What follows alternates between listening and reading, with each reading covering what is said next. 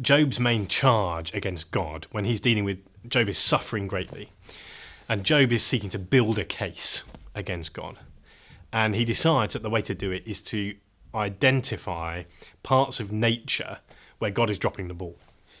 And if he can do that, if he can show that God is making a mess of the natural world, then he's got a case, because he can say, you can't even look after the natural world, therefore, you are morally making a mess of my life as well. So he starts to identify things: landslides, floods, whirlwinds, and so on. And in God's response, what we get is, no. These things appear chaotic to you, but they're not. And in fact, these are part of my plans. God says, who is this that obscures my plans?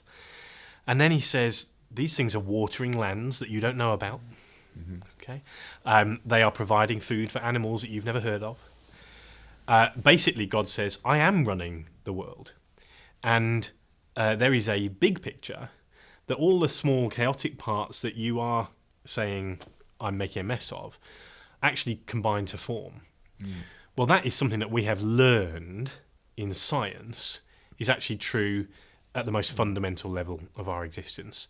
You go down to quantum mechanics, it is a seething, rambling mess.